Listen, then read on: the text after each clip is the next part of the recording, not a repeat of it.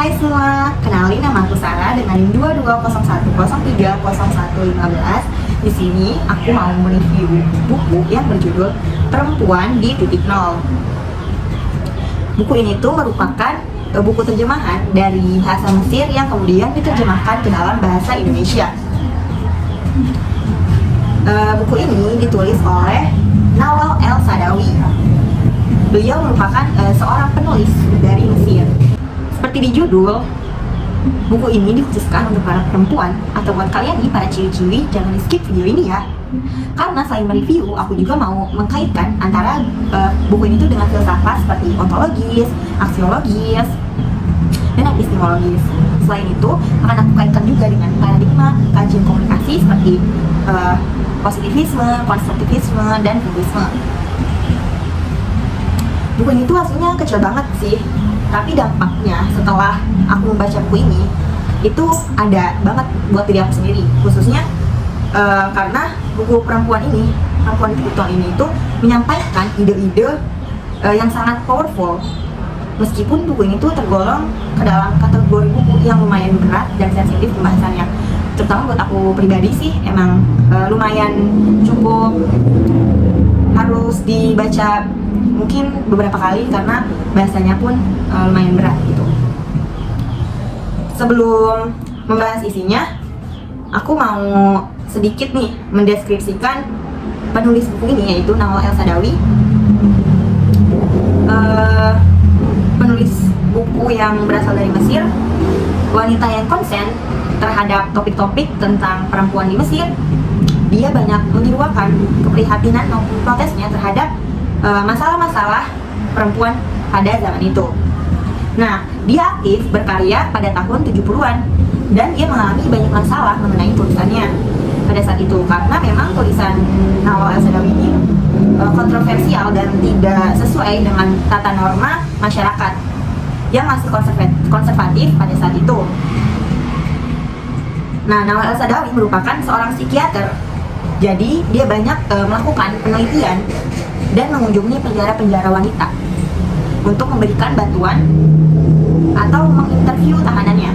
Jadi dia tuh selain mengunjungi penjara perempuan, dia juga bertanya-tanya nih agar si para tahanan itu sharing kepada dia gitu. Nah, kemudian ketika dia sedang melakukan kunjungan nih ke penjara perempuan, ada seorang tahanan yang ia temui di penjara Konatil Mesir, Kairo, bernama Firdaus, yang misalnya menginspirasi Nawal El-Saadawi. Kemudian kisah Firdaus ditulis di dalam buku ini. Itu kejadiannya di tahun 70-an awal, namun buku ini baru diterbitkan pada tahun 1975.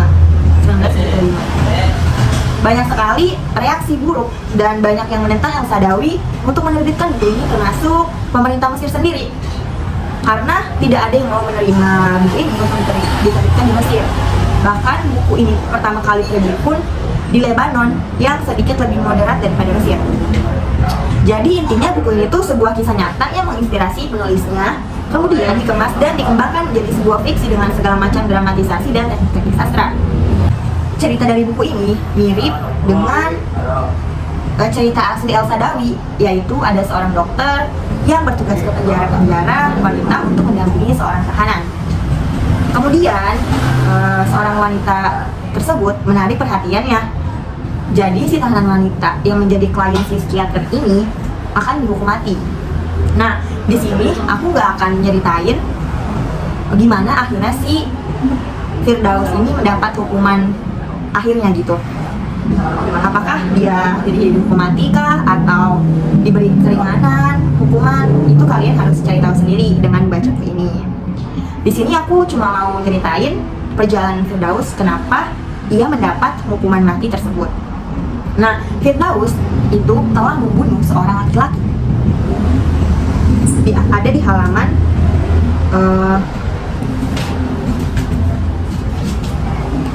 di halaman 9, yaitu di sini ada buku yang keras dan pedas. Di sini tuh udah ada warning gitu. Kalau buku itu merupakan buku yang keras dan juga pedas terhadap budaya patriarki yang di Mesir pada saat itu. Nah, Novel ini merupakan kisah yang diceritakan oleh perempuan bernama Firdaus dari sel penjaranya. Tempat dia menunggu pelaksanaan hukuman matinya, dia telah membunuh seorang lelaki. Kata si penulis, ini dari POV si penulisnya ya. Saya tidak ingin mendahului pembaca untuk membaca sendiri alur cerita yang sangat keras, amat pedas, yang penuh dengan kejutan-kejutan yang menggoncangkan perasaan. Yang mengandung pula cerita pedih, protes terhadap perlakuan tidak adil. Nah, sekarang kita lihat hal apa sih yang mengguncang pembaca itu di dalam buku ini. Sebuah novel berbingkai yang di luarnya terdapat kisah si psikiater dengan apa yang dialami ketika ia mendampingi para tahanan wanita.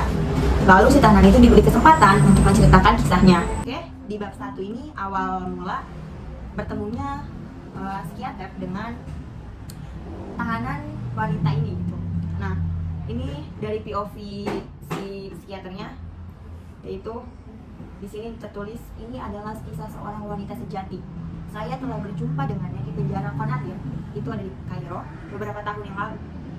Saya sedang melakukan penelitian mengenai kepribadian suatu kelompok wanita yang dipenjarakan dan ditahan karena dijatuhi hukuman atau dituduh melakukan berbagai pelanggaran. Dokter penjara, seorang laki-laki, menceritakan kepada saya bahwa wanita ini telah dijatuhi hukuman mati karena telah membunuh seorang laki-laki. Tetapi ia tidak seperti wanita-wanita pembunuh lainnya yang ada di dalam penjara tersebut. Katanya, kata si dokter nih, Anda tidak akan pernah menjumpai orang seperti dia di dalam maupun di luar penjara ini. Ia menolak semua pengunjung dan tidak mau berbicara dengan siapapun juga. Biasanya ia tidak menyentuh makanan sama sekali dan tetap tidak tidur sampai pagi hari. Kadang-kadang penjaga penjara mengamati apabila dia sedang duduk sambil memandang dengan kosong ke depan berjam-jam. Suatu hari ia minta sebuah pena dan kertas. Kemudian ia habiskan langsung jam-jam lamanya dengan membungkuk di atas pena dan kertas itu tanpa bergerak. Si penjaga tidak dapat mengatakan apakah ia menulis sebuah surat atau berbuat yang lainnya. Barangkali ia sama sekali tidak menulis apa-apa. Kemudian si dokter penjara bertanya kepada penjaga, apakah ia mau bertemu dengan saya? Kata si psikiater. Lalu kata si dokter, saya akan mencoba menunjuknya untuk berbicara dengan Anda barang sesaat. Kata si psikiater tadi, mungkin ia setuju jika saya jelaskan bahwa Anda adalah seorang psikiater dan bukan salah seorang pembantu jaksa penuntut umum. Ia menolak untuk menjawab pertanyaan-pertanyaan saya. Malahan ia pun menolak untuk menandatangani permohonan kepada presiden supaya dengan begitu hukumannya dapat diubah menjadi hukuman kurungan badan seumur hidup. Lalu si psikiater bertanya kepada dokter, siapakah yang membuat surat permohonan itu untuknya? Saya. Terus katanya, saya lah yang membuatnya. Terus terang, sesungguhnya saya merasa bahwa dia bukan pembunuh. Bila Anda memandang matanya, Anda tidak pernah akan percaya bahwa seorang wanita yang bertuan malabut dapat membunuh. Seperti itu. Jadi si psikiater ini mau menemui si tahanan wanita yang dapat hukuman mati ini dengan melalui perantara si dokter. Jadi kenapa di sini itu memakai kenapa si dokter ini pun bahkan laki-laki gitu. Jadi di Mesir itu laki-laki itu derajatnya kayak paling tinggi gitu. Nah, sedangkan di sini dia memakai tokoh perempuan sebagai seorang psikiater karena pada saat itu seorang dokter itu jarang sekali yang perempuan, bahkan tidak ada, semuanya itu laki-laki. Nah, makanya di sini memakai psikiater seorang perempuan itu kelas sosialnya kan lebih tinggi ya. Jadi mungkin bisa mendapat privilege gitu. Nah, menjadi seorang dokter perempuan pun pada masa itu tuh merupakan ya suatu privilege banget lah, karena ya begitu susahnya gitu. Kesetaraan tuh di Mesir belum rata antara laki dan perempuan. Kemudian diceritakan juga bagaimana Firdaus ternyata menolak ketika ditanya oleh si dokter penjara mau atau tidak Firdaus menemui psikiater ini. Namun lucunya ketika si Firdaus menolak, yang mengalami kegalauan si psikiater ini. Si psikiater itu galau berat. Katanya, saya kembali ke penjara beberapa kali, tapi semua daya upaya saya untuk menemui Firdaus tidak berhasil. Saya merasa bagaimanapun mendampingi Bagaimanapun penelitian saya dalam keadaan gawat. Jadi si dokter ini memikirkan tugas untuk mendampingi tahanan perempuan dan melakukan penelitian. Menurut saya ini lucu ya, karena menggambarkan ironi yang mau diangkat si penulis ini, gimana si psikiater ini yang memiliki status kelas sosial di atas si tahanan ditolak gitu untuk mewawancarai si tahanan ini. Dan si yang lucunya itu di sini si psikiater ini dia yang galau gitu, dia merasa upayanya itu semuanya sia-sia gitu. Nah kemudian masuk ketika Firdaus akhirnya mau nih nerima ketemu sama si psikiater ini, mau diwawancara gitu. Di sini ada pada halaman 10, yaitu ketika si psikiater mencoba untuk berusaha terakhir kalinya nih membujuk si Firdaus melalui dokter penjara tadi. Akhirnya si Firdaus kan mau nih bertemu dengan dokter itu. Ya udahlah, si dokter nyamperin ke dalam sel si Firdaus. Di dalam sel itu ada si dokter ada si psikiater sama si Firdaus ini. Namun posisinya si Firdaus itu membelakangi si psikiater. Jadi suara yang pertama kali Firdaus ucapkan ketika pintu sel itu terkunci lagi, yaitu tutup jendelanya. Si psikiater ini bergerak menuju jendela tanpa melihat dan menutupnya, melayangkan pandangan heran ketika ruangan itu. Tak ada apa-apa dalam sel itu, tidak ada tempat tidur atau kursi atau apapun yang dapat mereka duduki gitu. Lalu si Firdaus ini berkata lagi, duduklah di lantai. Nah, si psikiater pun duduk mengikuti perkataan Firdaus. Lalu ketika mereka sudah duduk berhadapan, Firdaus mulai menceritakan kisahnya. Firdaus bilang kalau ayahnya merupakan seorang petani miskin yang hanya belajar caranya berkebun dan menanam saja. Ayahnya tidak bisa membaca dan menulis. Lalu ayahnya suka memukuli ibunya dan memperbudak ibunya. Ayahnya rela menukar anak perempuannya dengan sebuah mas kawin. Tetapi di luar dari hal itu, ayahnya suka ke masjid untuk beribadah. Menarik nih. Namun Firdaus sangat membenci ayahnya. Bagaimana mungkin?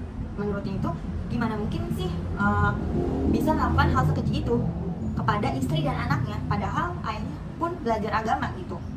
Nah, lalu ibunya pun sama jahatnya kepada Firdaus, karena pada malam itu ia dibawa ke suatu tempat untuk dihitan. Bayangin dihitan. Ibunya tega banget sama Firdaus. Nah, ketika pada malam itu setelah dihitan, Firdaus sangat kesakitan dan menangis semalaman. Jadi si Firdaus ini dari kecil tuh dia dilecehkan sama seorang teman laki-lakinya. Ketika ia mulai sedikit besar, ia dilecehkan lagi oleh pamannya. Bertambah dewasa, Firdaus dijodohkan dengan seorang laki yang dianggap laki-laki itu berbeda lah dari semua laki-laki yang pernah temui, termasuk sangat berbeda dari ayahnya. Akhirnya Firdaus menikah dengan laki-laki itu. Setelah menikah, ternyata suaminya itu melakukan kekerasan fisik ketika Firdaus menolak untuk melayani dan menjadikan Firdaus seperti budak. Lelaki itu ternyata sama saja seperti ayahnya. Tidak lama setelah itu, ibunya Firdaus meninggal dan dia pun melarikan diri dari rumah suaminya. Lalu ketika itu ia datang ke sebuah klub malam dan bertemu dengan seorang mucikari. Firdaus berpikir kalau menjadi wanita bayaran lebih punya sedikit kuasa, karena kalau mau bermalam dengannya harus membayar tarif sekian. Gitu pikir Firdaus, daripada menjadi seorang istri yang harus patuh dan nurut untuk melayani suaminya. Namun saat menjadi wanita bayaran, Firdaus lagi-lagi direndahkan oleh kliennya. Firdaus muak sekali dengan makian tersebut. Sampai pada suatu malam, Firdaus dengan perasaan yang muak, ia ingin berhenti dari pekerjaan itu dan ia menemui si mucikari tersebut. Namun ketika Firdaus bilang ingin berhenti dari pekerjaan itu, si mucikari itu melarang Firdaus untuk berhenti dan mengancam akan menusukkan sebuah pisau jika Firdaus berhenti dari pekerjaannya. Namun Firdaus dengan cepat mengambil alih pisau tersebut ke dalam genggamannya. Kemudian dengan sadar ia menusukkan pisau itu ke leher si mucikari tersebut. Lalu setelah dari leher, ia menusukkan ke dadanya sampai si mucikari itu tidak bernafas lagi. Nah, jadi intinya perempuan di titik nol ini menceritakan ketidakadilan seorang Firdaus yang merupakan perempuan yang direndahkan, dilecehkan, diperbudak.